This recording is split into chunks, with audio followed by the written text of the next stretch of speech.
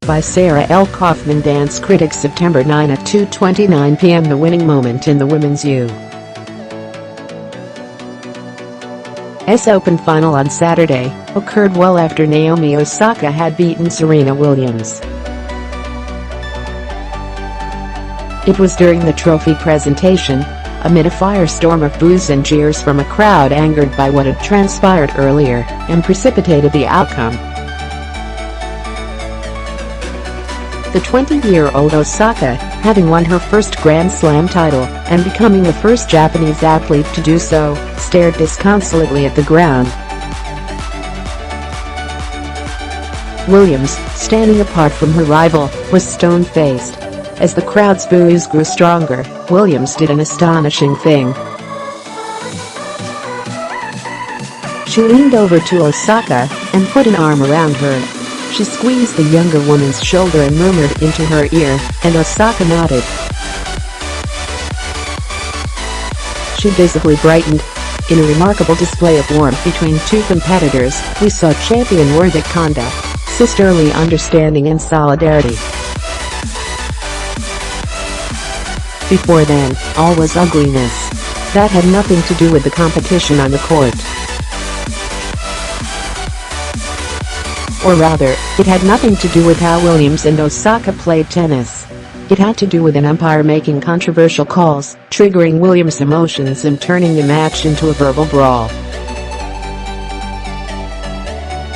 As my colleague Sally Jenkins writes in a well-observed column, umpire Carlos Ramos turned it into one of the nastiest and most emotional controversies in the history of tennis. He penalized Williams for getting signals from her coach, for breaking her racket in frustration, and then for calling him a thief in response to losing a point over the second violation. There wasn't a whole lot of inspiration to be found on the court, but that's what makes the post-match presentation so striking. Williams mastered her feelings and directed everyone's attention where it belonged, on the remarkable young woman who had just beaten her. "Let's make this the best moment we can," Williams told the crowd from the podium when the microphone was passed to her. "We'll get through it. Let's give everyone the credit where credit is due, and let's not grill anymore." She finished with a salute to Osaka and a deft handling of the crowd. "So congratulations, Naomi. No more booing. ... Thank you, guys, the crowd, you really are the best in the world."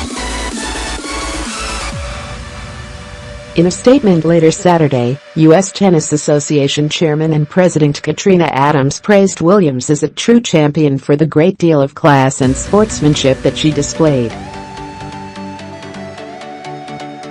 Adams added, "The way she stepped up after the final and gave full credit to Naomi for a match well played speaks volumes about who she is." Williams wasn't the only one to demonstrate deference in class. When Osaka was asked to speak to the crowd, she began by apologizing and moved on to gratitude. "I'm sorry it had to end like this," she said in a soft voice. "Thank you for watching the match." A few moments later, in response to a question about how the victory felt, Osaka turned to Williams and bowed her head. Then she said, "I'm really grateful I was able to play with you. Thank you." These two women showed us how to regain lost decorum by thinking of others, even when it seems as though the whole affair has been ruined. As a chronicler of human actions and interactions, I'm struck by the example that Williams and Osaka set of rising above an exceptionally difficult moment. It is so much easier to be considerate and restrained when the stakes aren't high, when circumstances go as predicted, or when the environment is controlled.